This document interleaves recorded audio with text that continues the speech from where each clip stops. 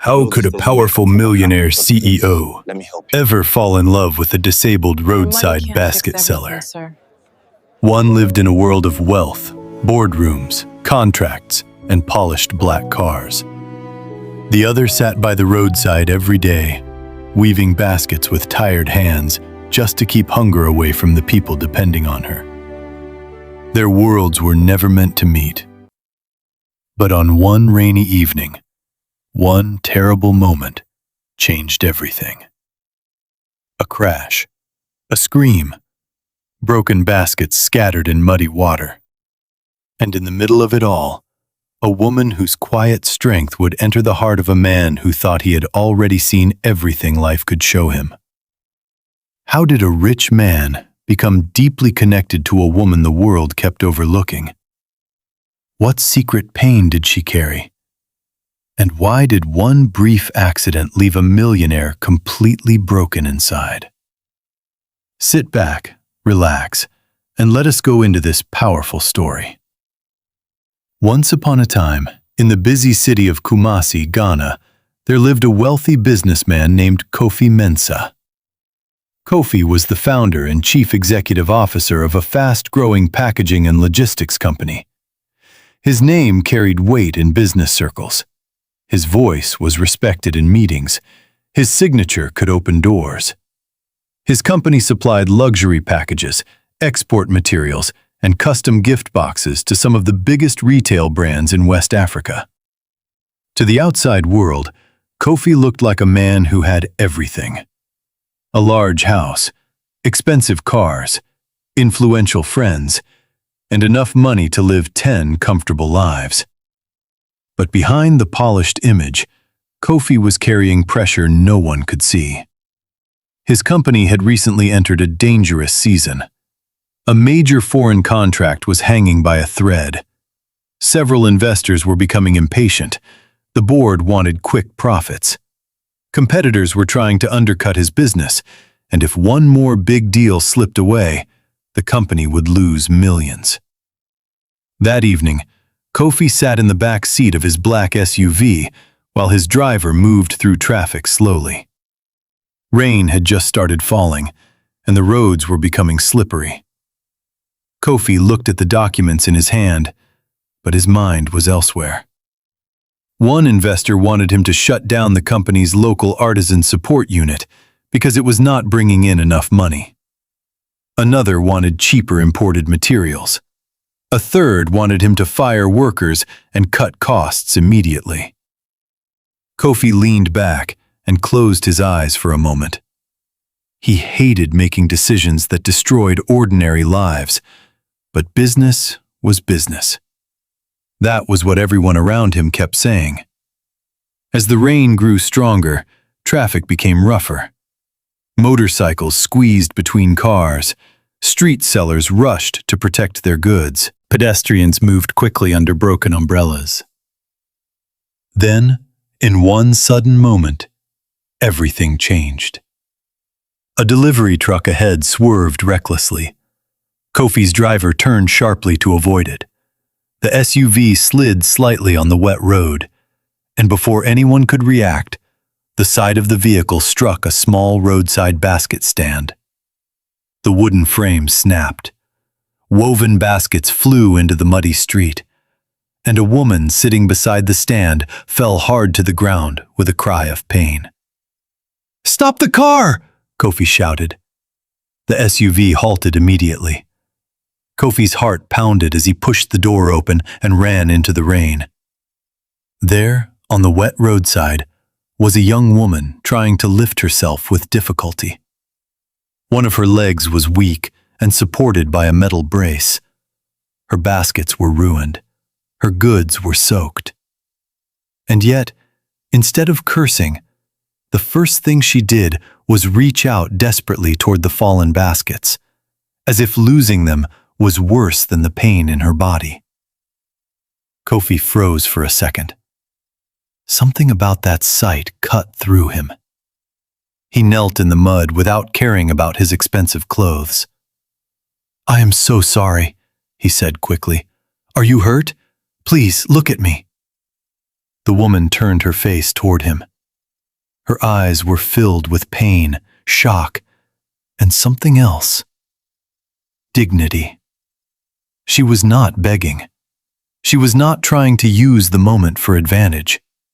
She only looked like a woman whose entire day had been destroyed in a single second.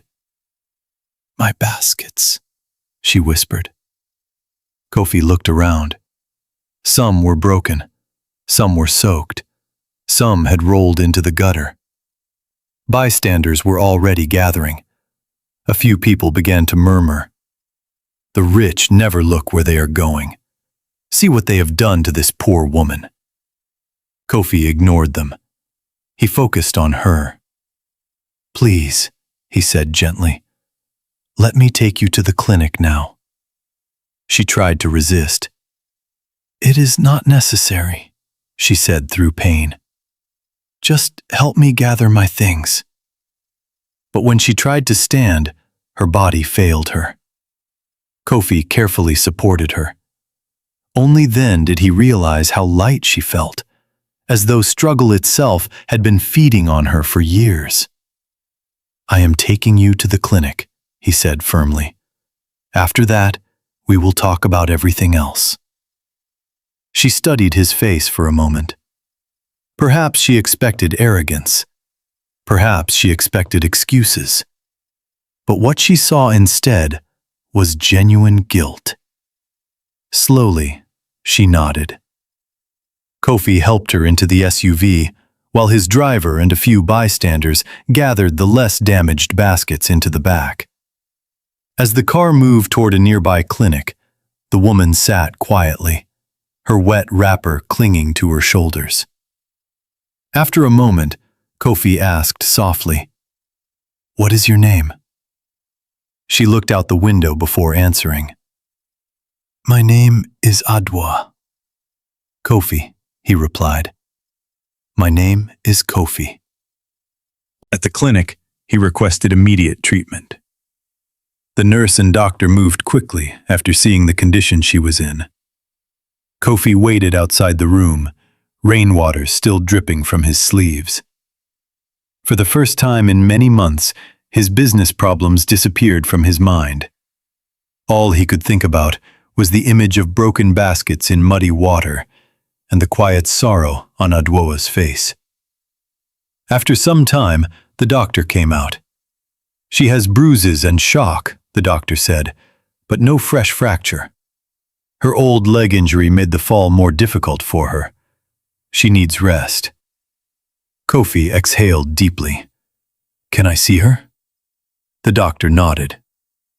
Inside the room, Adwoa sat upright on the bed, looking smaller now that the struggle of the street was no longer around her.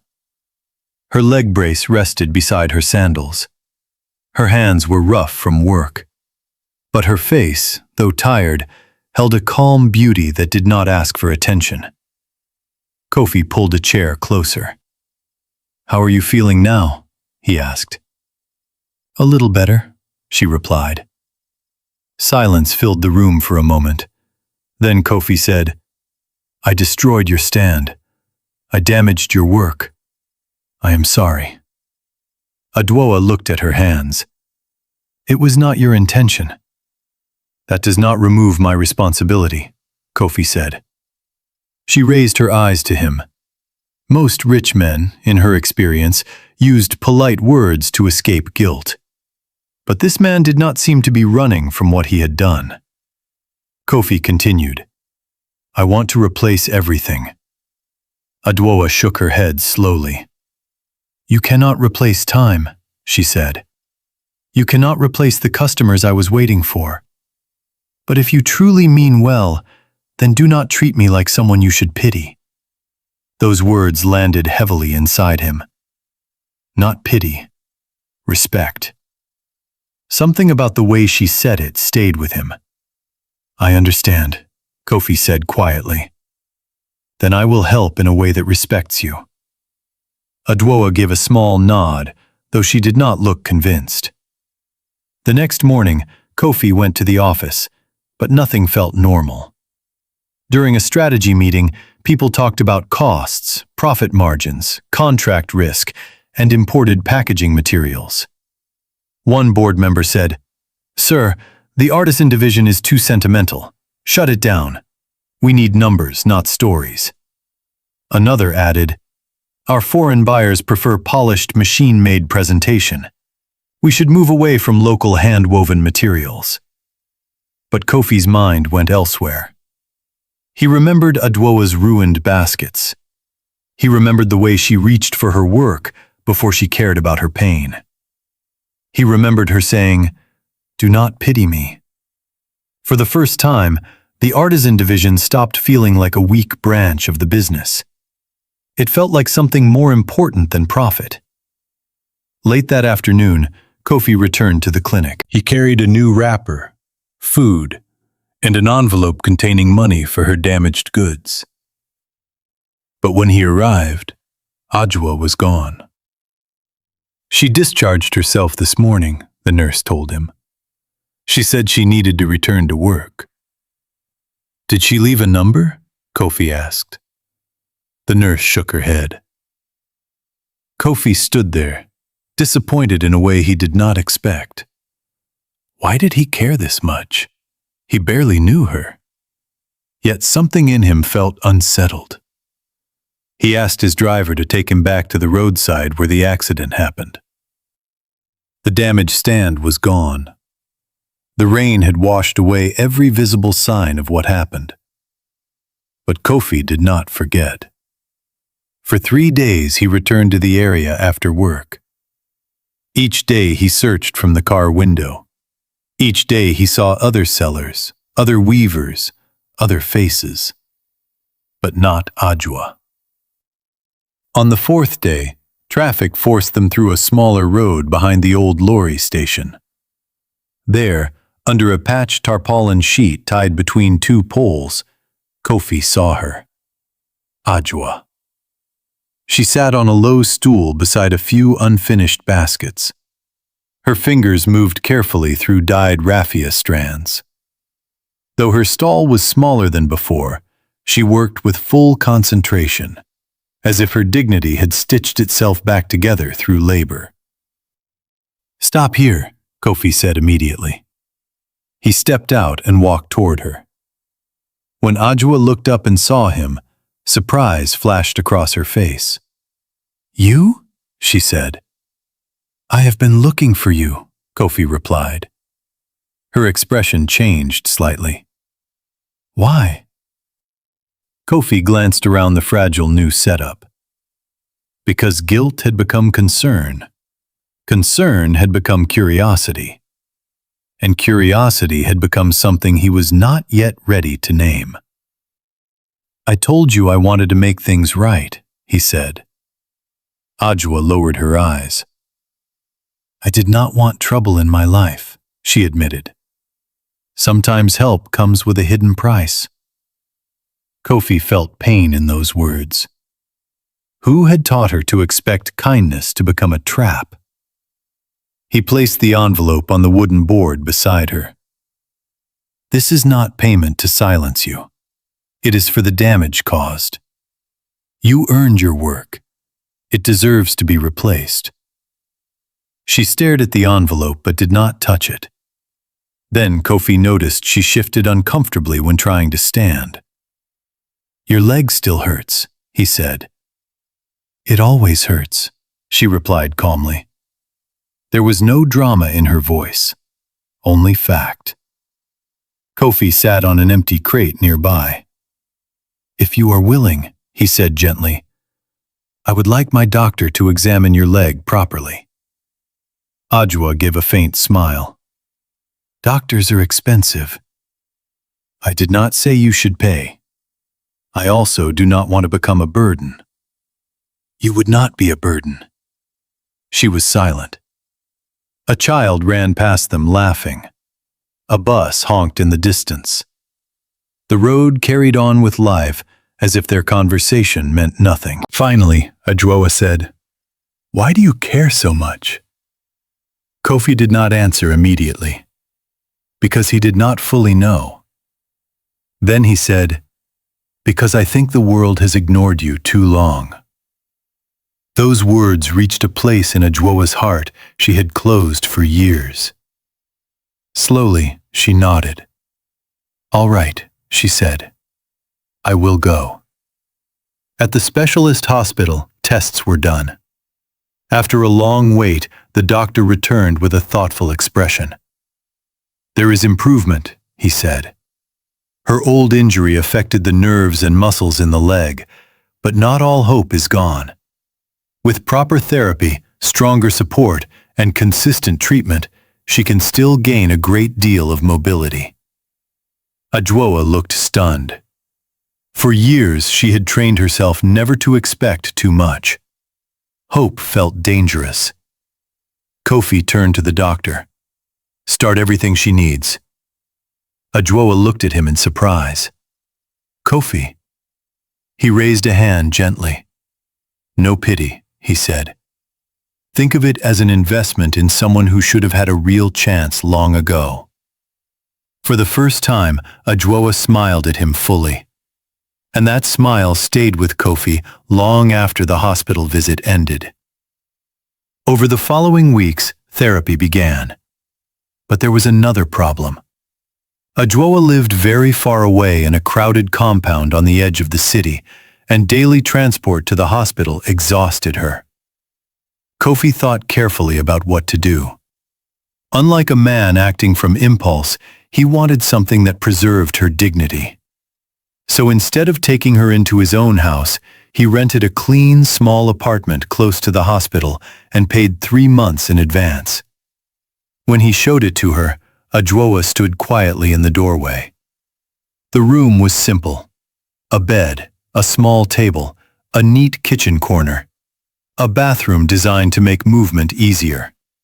Nothing luxurious, just thoughtful. "You did this?" she asked. Kofi nodded. "It is closer to your treatment, and you can work in peace." Adwoa looked around slowly.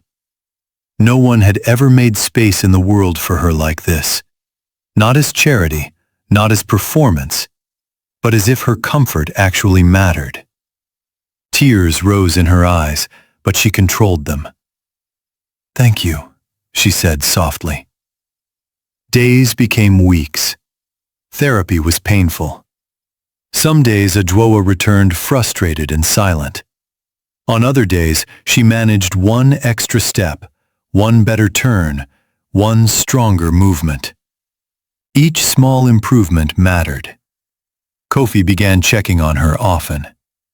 At first, it was simply responsibility, then habit, then desire. He found himself rearranging meetings just to drive her back after therapy. Sometimes they spoke about her progress, sometimes about business, sometimes about childhood memories, sometimes about nothing important at all.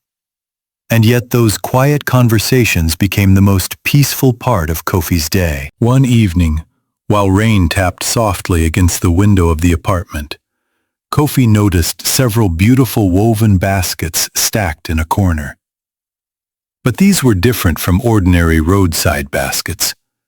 They were finely patterned, elegant, strong, designed with unusual color combinations and clean finishing. "You made these?" he asked. Adwoa nodded. "I have always wanted to create more than market baskets," she said. "Luxury hand-woven gift pieces, storage sets, decorative hampers, things people would proudly place in beautiful homes."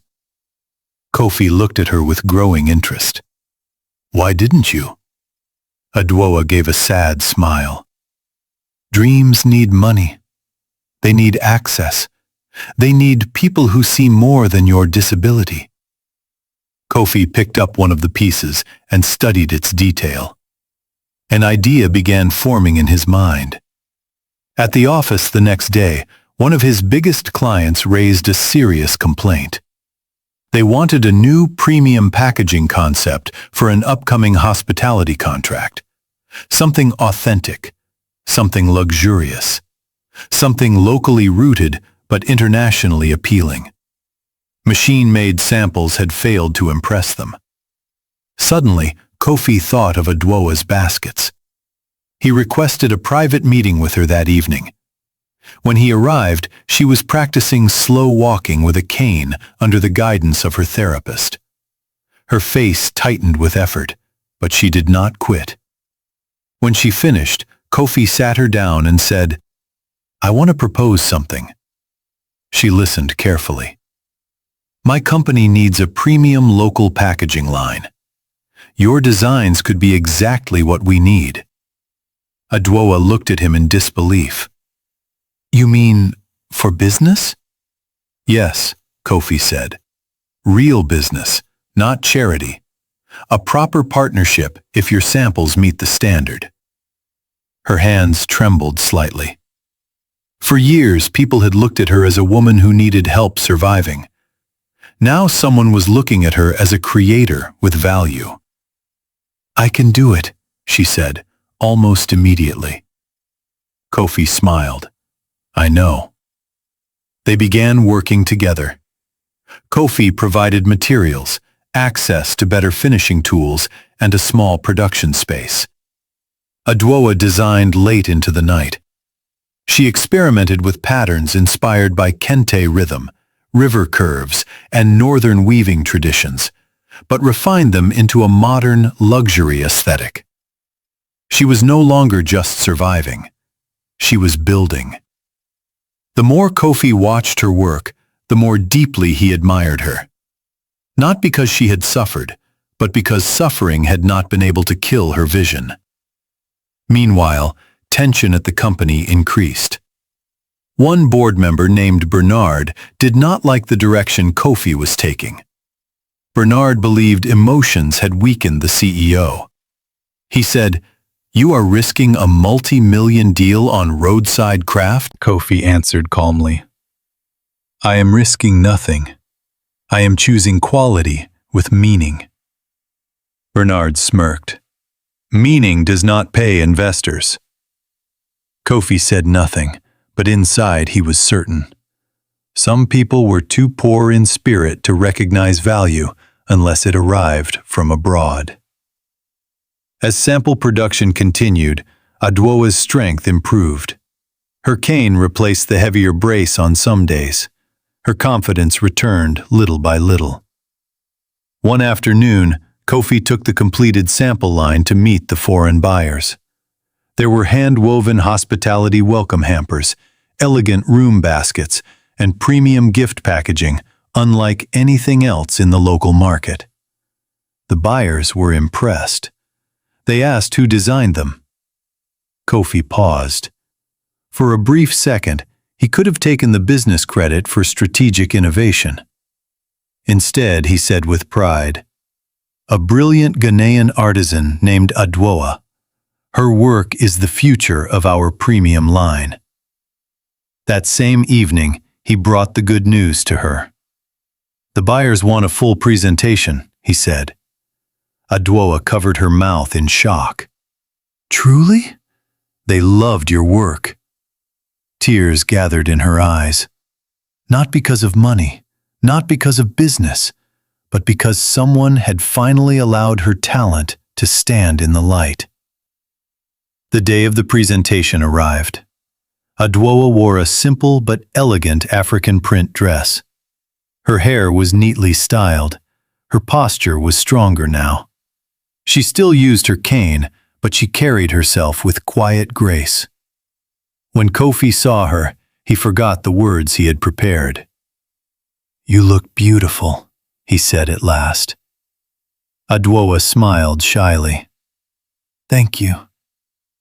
At the presentation, she spoke softly but confidently about design, texture, function, and cultural identity. The room listened, not with pity, with respect. When the session ended, the buyers approved the line. The contract was secured. And just like that, the same woman the city had ignored by the roadside had helped save the biggest deal of Kofi's year. But business success was no longer the only thing growing between them. One night, after a long day at the workshop, Kofi drove Adwoa to a quiet hilltop restaurant overlooking the lights of the city. The air was cool. Soft, high-life music played in the background. For a while, they simply talked and laughed. Then, silence settled gently between them. Kofi looked at her. Not at her cane, not at her scars, not at her past. At her. The woman who had changed the way he saw strength. The woman whose dignity had humbled him. The woman whose dreams had awakened something sleeping in his own heart. "Adwoa," he said softly, "there is something I need to tell you." She looked at him, and suddenly the world felt very still. "Before I met you," Kofi continued, "I thought success was only about survival, contracts, and control. I did not know my heart had become hard.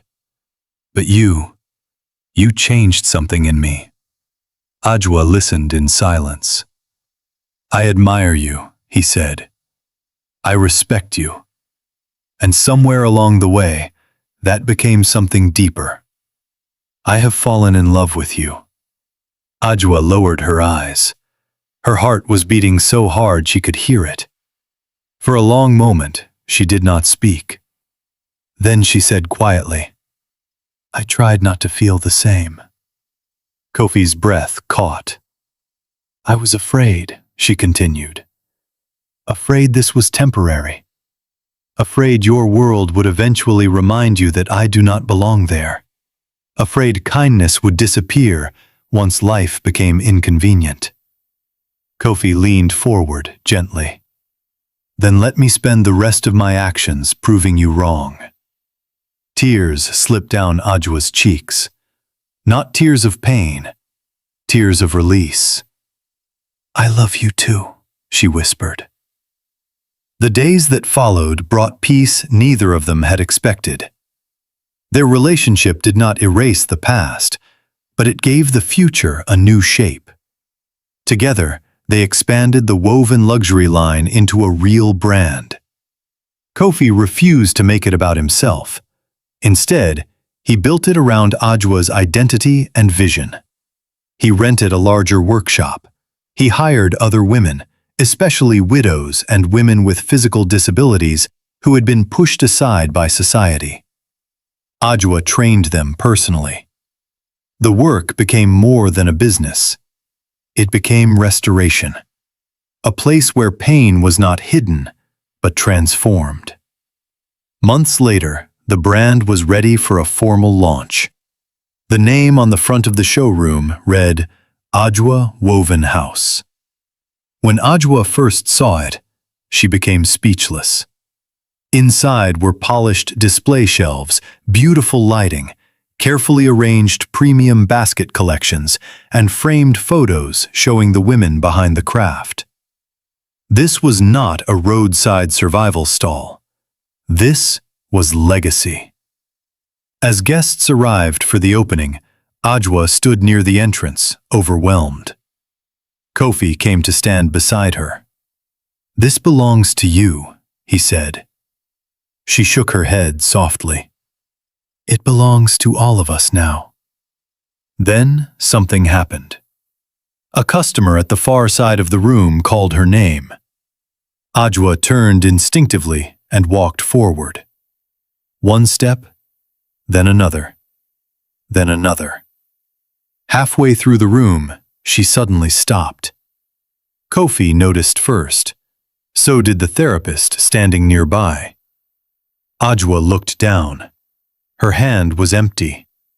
She had left her cane behind. For a moment, no one spoke.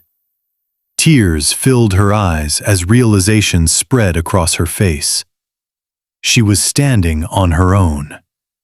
Not perfectly, not without history, but truly standing. Kofi walked toward her slowly, his own eyes wet. When he reached her, he held both her hands. In that silent moment, it felt as if heaven itself had paused to watch what grace can do with broken stories. What began in mud, fear, and shattered baskets had become something neither of them could have imagined. Healing, purpose, love, and a future built with dignity. Later that evening, after the guests had gone and the showroom lights glowed softly around them, Kofi looked at Adwoa and smiled. "You once told me not to pity you." Adwoa smiled back. "And you listened." "No," Kofi said gently. "You taught me." She laughed softly through tears. Then she rested her head against his shoulder. Outside, the city moved as always. Cars passed. Voices rose and faded. Life continued. But for Kofi and Adwoa, everything had changed. The millionaire who once thought power could solve everything had discovered that true strength sometimes sits quietly by the roadside, waiting for the right eyes to see it. And the woman the world had overlooked had become the very heart of a story no one could ever forget. This story reminds us of something very important. Never measure people by what they seem to lack. Sometimes the people carrying the heaviest pain also carry the rarest gifts. Sometimes dignity survives where comfort would have failed. And sometimes one unexpected collision does not destroy a life. Sometimes, by the mercy of God, it begins a new one. If this story touched your heart, let me know what moved you the most. Was it Adwoa's strength? Was it Kofi's transformation? Or was it the moment her broken path turned into purpose? Share your thoughts. And remember, another powerful story is coming soon. Thank you so much for listening.